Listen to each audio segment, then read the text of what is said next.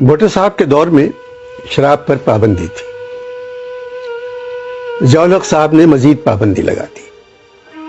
سعادت حسن منٹو کو میں نے خط میں ان حالات کی تفصیل لکھی. منٹو کا جواب آیا. منٹو کو خط میں نے صدر ضیاء الحق کے دور میں لکھا تھا. انور، زمین پر تم سے ملاقات نہیں ہوئی، مگر تمہارا خط پڑھ کر یوں لگتا ہے کہ ہماری صدیوں سے جان پہچان ہے. غالب کو جتنا تم چاہتے ہو اتنا ہی میں چاہتا ہوں. ہندوستان میں جو فلم مرزا غالب بنی تھی وہ کہانی میں نے لکھی تھی.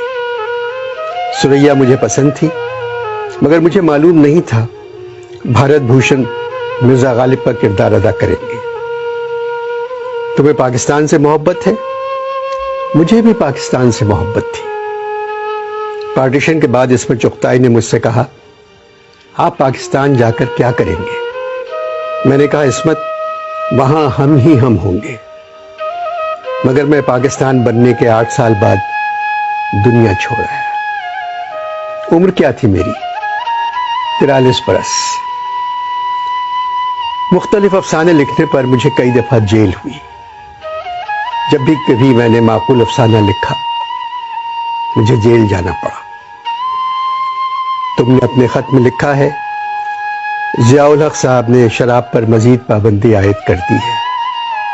پاکستان میں اگر 2 لاکھ انسان شراب پیتے تھے تو دیکھنا پابندی لگنے کے بعد 2 کروڑ انسان شراب پئیں گے. بات سنو، اگر تم لوگ چاہتے ہو کسی چیز کو ختم کرنا تو اس کی طرف دھیان دینا چھوڑ دو، وہ خود بخود ختم ہو جائے گی. دیکھو، میں نے اپنی صحت کی طرف دھیان نہیں دیا، خود بخود ختم ہو گئی. میرے پاکستان اور تمہارے پاکستان میں جو سب سے بڑا فرق ہے وہ یہ ہے، میرے زمانے میں لوگ گھروں میں نماز پڑھتے تھے اور گھر سے باہر جا کر شراب پیتے تھے. اب تمہارے پاکستان میں لوگ باہر جا کر نماز پڑھتے ہیں تاکہ دوسرے لوگ انہیں مسجد جاتا ہوا دیکھ لیں، اور شراب اپنے اپنے گھروں میں اپنے والدین اور بچوں کے سامنے پینے لگے. مجھ پر الزام تھا میں فحش لکھتا ہوں. تم بتاؤ، اس تہذیب پہ کپڑے کس طرح اتارتا جو پہلے سے ننگی تھی.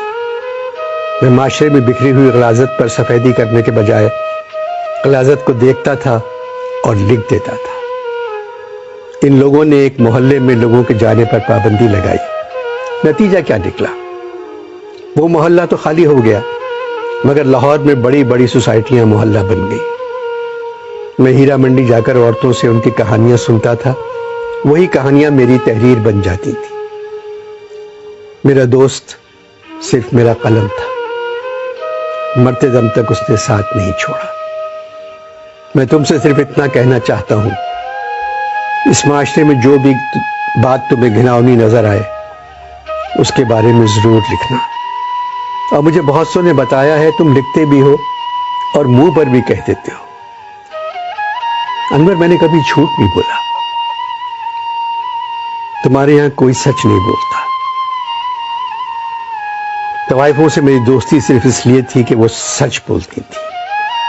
جو کچھ ان پہ گزرتی تھی وہ بیان کر دیتی تھی. مجھے اپنے کرداروں سے ہمیشہ محبت رہی اور تمہارے ملک میں بسنے والے جاہلوں کو نفرت، جبکہ اکثر ان جاہلوں سے میری ملاقات اسی محلے میں ہوتی تھی. تم نے لکھا ہے، میں اردو ادب کا سب سے بڑا افسانہ نگار ہوں. مجھے صرف ایک بات کی خوشی ہے، جس دن میرا انتقال ہوا اس دن تعزیت کرنے والوں کا ہجوم میرے گھر پہ نہیں تھا. یہی سچے اور بڑے ادیب کی پہچان ہے. سچ پر مرنے والا تمہارا منٹو.